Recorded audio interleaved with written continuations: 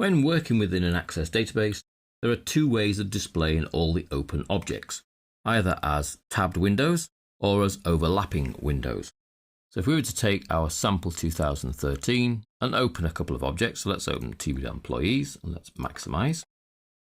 And let's open query QRY employees. And let's open report employees. Now each of these three items are open, but to move between them, because we're currently in overlapping windows, we have to use from the home ribbon, switch windows. And we can see here the three objects we have open: TBL employees, query employees, and RPT employees. The one with a tick is the one we're currently looking at. So if I change to number 2, you can see we then move around to the query and switch windows has a tick against 2.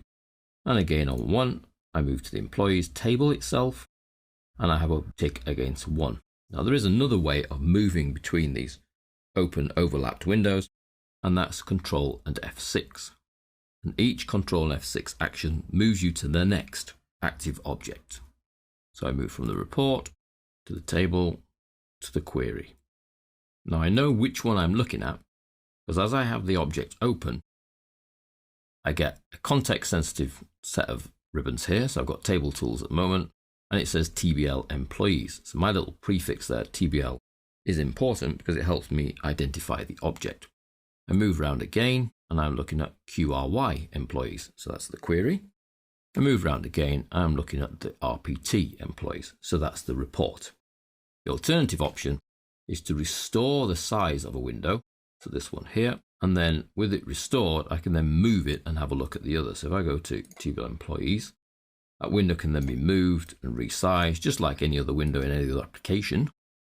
Same with that one, resized, and then I can see the other one behind. But it's not really extremely tidy. But depending on what you're trying to plan and what your application is about, overlapping windows might be the choice to go.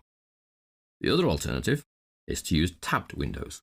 And we change by going to File, Options, choosing the current database section, and here's the document window option, overlapping windows or tabbed documents. So I now change to tabbed documents and display the document tabs. So I have little tabs across the top with the document name on, and OK. You must close and reopen the current database for the specified option to take effect. So I say OK, and then File and Open. The database I just had open is sample 2013, so I open that. And if I then start to open objects such as TBL employees, query employees, and report employees, you can see they now have little tabs that run across the top that make it a lot easier to move between one object and another. Now personally, during the design stage of a database or while I'm building it and adding all the objects, I would tend to work in this tabbed format because it's easier to then see what other objects you have open and jump to them as and when required. However, once the application is then ready to roll out to clients, I would change back to overlapping windows because I don't want them to be able to click between one open window and another. I just want them to work on the window that is presented to them. So they have both modes for a reason, and you need to really choose the right mode for your particular application at that moment in time. You can see it's very easy to swap between modes.